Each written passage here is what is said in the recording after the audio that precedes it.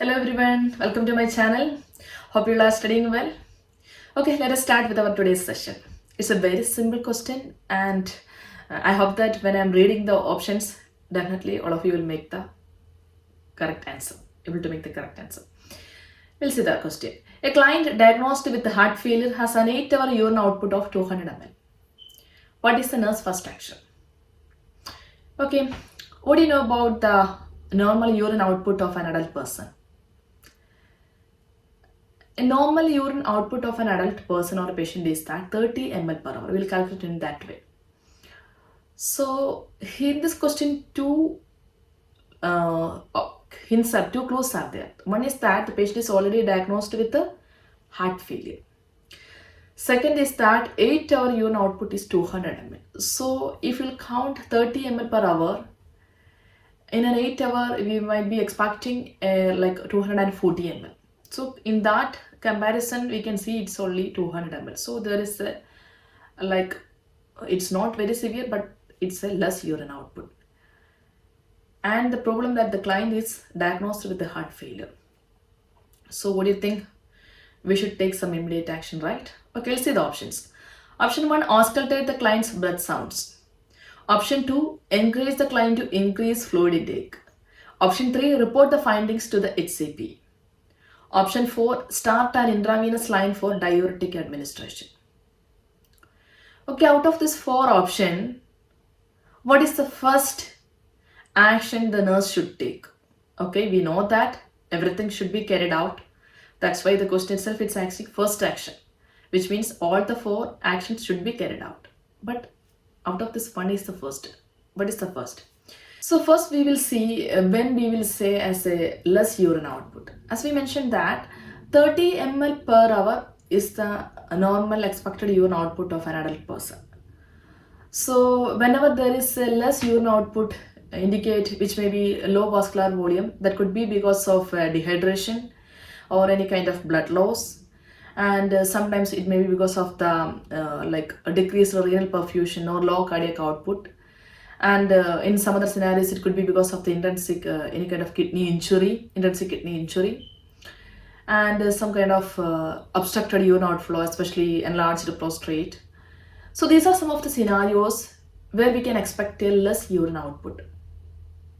So in our question scenario, the client is a heart failure client. So what will happen? In this situation, the urine output decreased because of the low cardiac output or the low cardiac function. So what will happen? The fluid might be built up in the lungs. If it is happening in that way, what will happen? The client may end up with the complications. So how we can identify whether the fluid is built up in the lungs or the client might be experiencing any kind of complications? So the option 1 here, it says that auscultate the client's breath sounds. Why in the scenario we will auscultate the client's breath sounds? I already discussed. Yes, when the fluids are built up in the lungs, when the urine output is less, what will happen? The nurse should assess for the lung sounds. When we will assess the lung sounds, we should look for the crackles. Crackles means there is a increased fluid volume or fluid buildup in the lungs. So that's why we will give the priority, or we will auscultate the client's breath sound as the first action. So our answer for this question is option 1, auscultate the client's breath sounds. So we should have those kind of clients with the heart failure and the urine output is less, we should go for a routine assessment. While we are assessing, we should assess breath sounds, especially for the crackles. So if it is there, immediately we should inform the HCP and we should carry out the further interventions. Other options we can see, encourage the clients to increase fluid intake.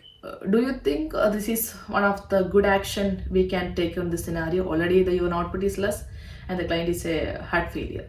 No, this is not something we can take in this scenario. Report the findings to HCP. Definitely we would report all the findings to HCP, but before that, as a nurse, we should have done our first assessment.